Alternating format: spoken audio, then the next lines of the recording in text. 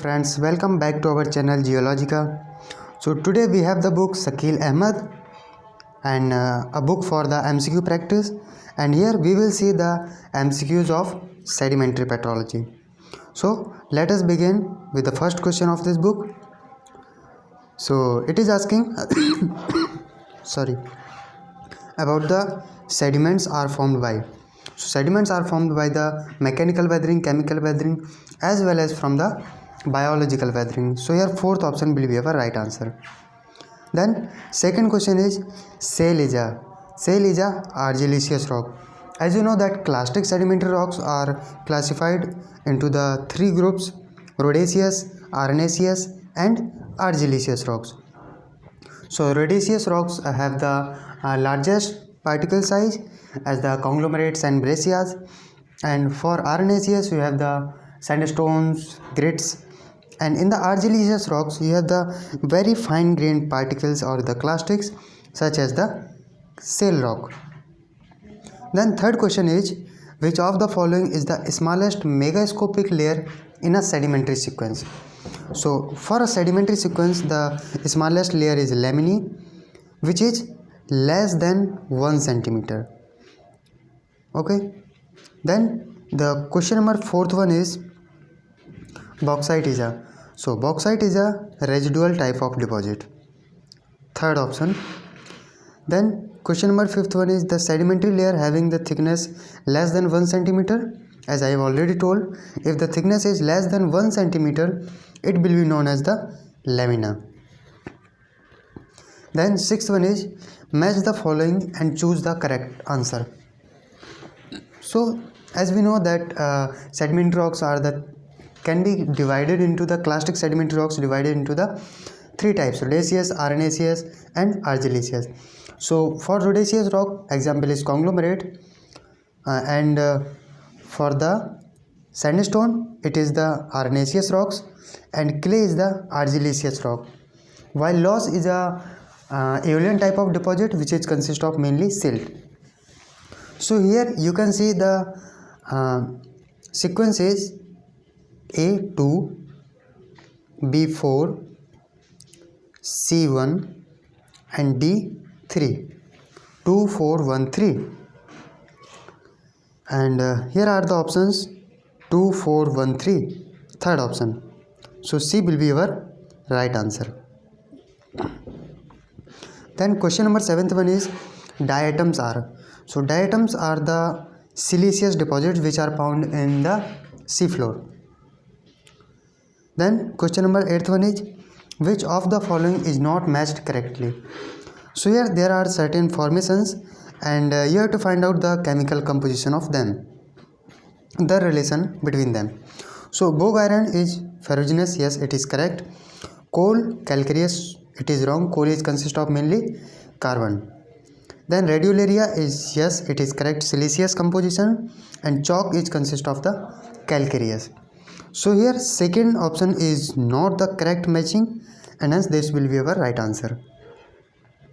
Then question number 9th one is area of exposure of sedimentary rocks is about. So I don't think these questions can be asked in the exam, but you can remember these. The exposure of sedimentary rock is the 75% of the total land areas. Same as the white volume, these are the 5% of the earth's crust, the sedimentary rocks. Then question number 11th one is size of silt ranges between.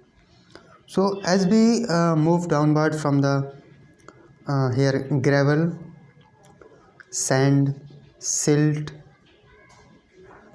clay, so the particle size decreases in this way. Here you will find after the gravel, cobble, pebble, and finally the boulders. So for the silt the size range is 1 by 256 to 1 by 16 millimeter. Then next question number 12th one is which of the following principles provide the framework to understand the origin of sedimentary rocks?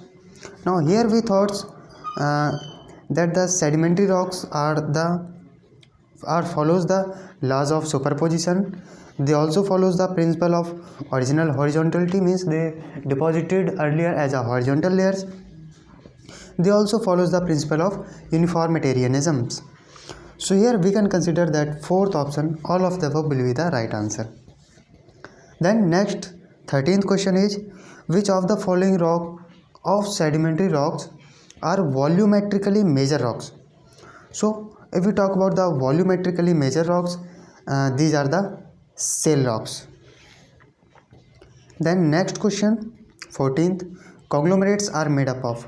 So as there are already 2-3 questions have been gone that conglomerates are belongs to the rhodaceous rocks, and that is composed of gravels, large particle size. Question number 15th is, the term texture denotes the. So texture is the size of sediment of sedimentary rocks, shape of sediment of a sedimentary rock, and arrangement of sediments of a sedimentary rock. So when we talk about the textures of sedimentary rocks, then it includes the size, shape, and arrangement of the particles or arrangement of the detritus. So hence here all of the above, size, shape, as well as the arrangement of the sediments are considered. So fourth option will be our right answer. Then question number 16th one is, the deformed oolite is called. So as you know that oolites are very common in the sedimentary rocks, but when it got deformed, it is known as the cestolyths. So third option will be our right answer. Piezolyth, as all of you know that it is the form of bauxite. You see the bauxite is the piezolytic structure. Then question number 17th one is, which of the following determines whether the coarser and finer admixture occurs in the same proportion in a sediment? So here the concept arises of the skewness. So this question can be asked in a different manner, like if you have the more coarser grain, then it is positively skewed, or it is the negatively skewed, or there is no skewness. So it is you can make a graph something like this. Here we have the large particles, and here we have the fine particles, and here the quantity of that particles. So and by making the graph, you will get something like this, such activities. If you are getting a symmetrical proportion of this area and this area, and you can say the mirror image are there, then it will be known as the no skewed, means large particles are of equal amount to the fine particles. If it is something like this, then you have more fine particles than that of large particles. If it can also occur something like this, where you will get more large particles than that of fine particles. So this is known as the skewness, positively and negatively skewed, and it can be measured of skewness. I will make a separate video for the skewness and the questions, whatever questions can be asked from this topic. So it's all about for today. In the next video, we will see certain next questions from the same chapter of sedimentary petrology and the same book, Shakil Ahmed.